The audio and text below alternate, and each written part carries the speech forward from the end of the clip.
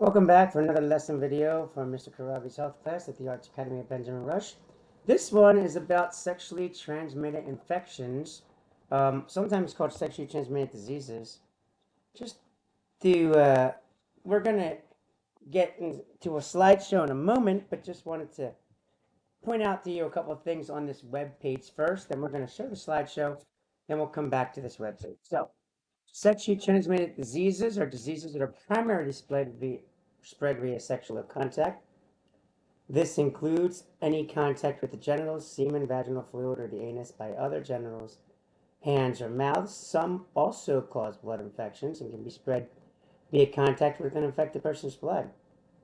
In addition, some STDs can also be spread via indirect contact, such as sharing clothes, a towel, or a straw. Technically speaking, we're talking about sexually transmitted infections, and we'll get into that in a moment between the difference. As you scroll down, there's some review articles, STD or STI, what's the difference? STDs in adolescent and young adults, talking to your partner about STDs. Barriers to testing, we're going to be looking at that momentarily. There's a graphic on the right-hand side talking about the common symptoms, if any. We're going to see that on a slideshow. This graphic to the left is the 2021 data on STDs, and you can see it right here and pause it if you want to, or go to the website linked in this video. And here's a graphic that just says, to help interrupt the steady climb of STDs, you want to talk about them with your partner, you want to get tested, and you want to treat if you test positive. There's some approved videos for the 3Rs curriculum and also for the School District of Philadelphia, specifically talking about getting yourself tested, and a 3-minute video overview of STDs and prevention. There's some also featured websites. Hook up with us, a free STDcheck.org. Get yourself tested, showing you where testing centers are. A website talking about men who have sex with men have higher rates of STDs, such as syphilis and HIV. Another graphic about getting yourself tested, the CDC's portal. Some did you know information about flavored condoms and dental dams. Some advocacy memes made or found by our students on the website, and some disclaimers about the rights, respect, responsibility curriculum. So we're going to go and give you this lesson video slideshow, and you can hear my voice over top of this slideshow talking about it. We're talking about sexually transmitted infections. And we already said that sexually transmitted infections are diseases that come from infections that are spread from person to person through sexual and intimate close contact. You will hear these terms used interchangeably. You might know the term STD more. Infections occur the minute a pathogen enters the body, but they don't always turn into disease. Sometimes a person's body fights them off. Of course, with the medical community, you can go and have treatment.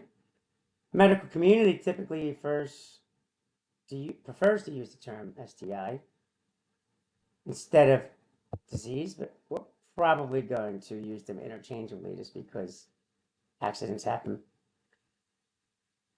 with using vocabulary. There are over 20 known STIs, and young people between the ages of 15 and 24 account for over 50% of all new infections each year. Young people between the ages of 12 and 14 who are sexually active are 3 times more likely to contract an STI, but only account for about 8% of new infections because there's not that many that are actually sexually active. Approximately 1 in 4, that's 25%, of high school students will contract an STI at some point in their high school careers. Since the 90s, the spread of STIs has been on a steady increase or plateaued at high levels nationwide, while the number of teen pregnancies have declined. Why? There's an increase in same-sex relations, so you can't get pregnant during same-sex interactions. There's an increase in oral and tactile sex, so sex with hands and like touchy-feely kinds of things. And again, you can't get pregnant, so a lot of young people don't try to use protection, and very few young people use flavored dental dams or flavored condoms when participating in oral sex. There's a delay in vaginal intercourse to 11th grade or higher if you look at the Youth Risk Behavior Study. And the increased use of condoms, both external and internal condoms, and other protection Along with an increase in testing, more testing equals more positive cases, but it also allows you to be able to get treated faster. Although if you look at the data from 2019 and 2021, the number of young people getting tested for STDs has declined. Part of that is access because of the COVID pandemic in 2020 and 21, but there's some other reasons as well. So there are less people getting tested nowadays. With that being said, many STDs have no symptoms, but the common symptoms are burning, odor, bumps, discharge, rash, itching, pain, and sores, or Bob drips, as Planned Parenthood likes to put it. So if you have any of those symptoms, you probably want to get yourself tested quickly. If you don't have any of those symptoms and you're sexually active, it's still a good idea to get yourself tested. How often should you get tested? Oh, sorry. How often should you get tested? It really depends on how sexually active you are. At least once a year, your yearly physical. It's probably better to get tested every 6 months. And if you're highly sexually active with multiple partners over a short period of time, the CDC suggests to get tested quarterly. So at the change of season, it's testing season. There's a video on one of our HIV site having to do with that. So STIs are spread through, generally and statistically speaking, 5 different causes. Bacteria, viruses, protozoa, and parasites. Technically, protozoa are parasites.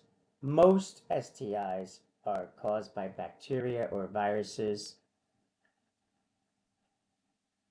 You can see that it says 5 causes, and there's 4 here. We're going to talk about that in a little bit.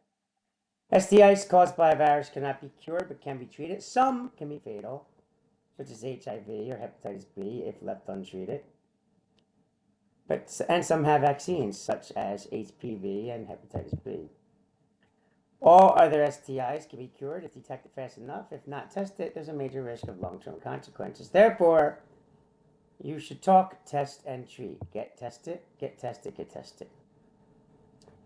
Real quick, for your information, chlamydia is consistently the fastest spreading STI in Philadelphia.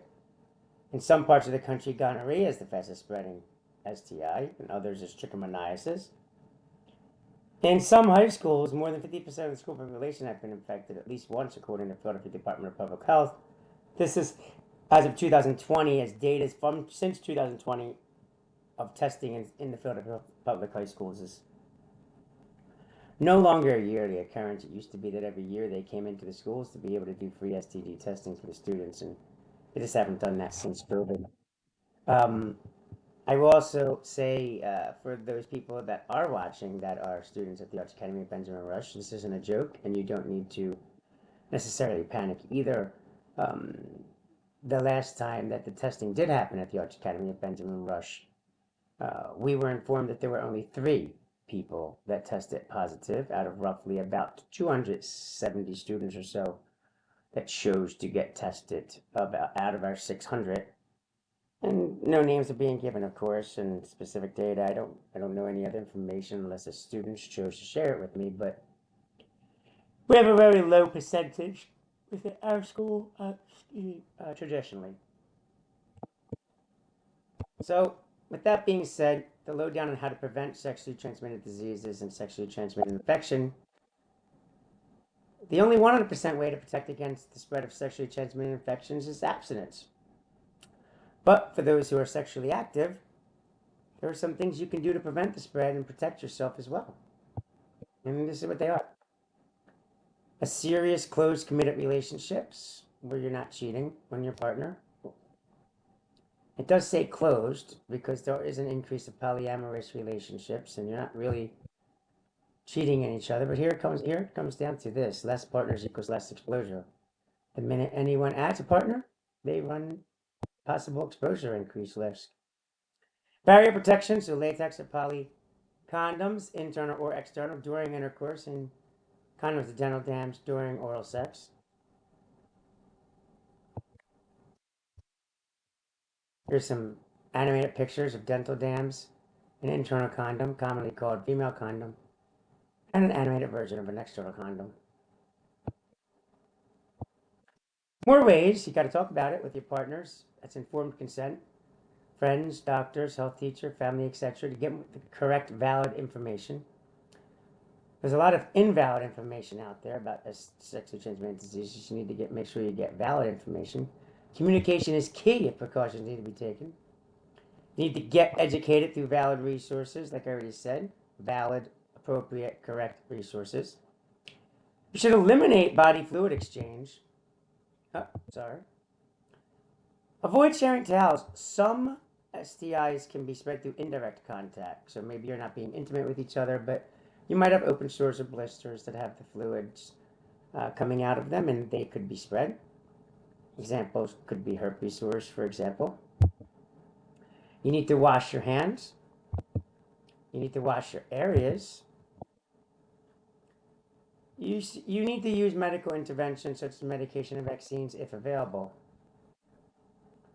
And for more information, there are links to content pages where not only could you go and get information about STIs, but there's also specific STIs. If you'd like to learn, you can just click right here and learn about chlamydia, gonorrhea, human papillomavirus, trichomoniasis, herpes or herpes simplex virus, hepatitis B, syphilis, and other STDs such as scabies, pubic lice, bacterial vaginosis, chancroid, might have pronounced that wrong, pelvic inflammatory disease, not even going to attempt to, well, maybe I can do it, lymphogranuloma venereum, or LGV.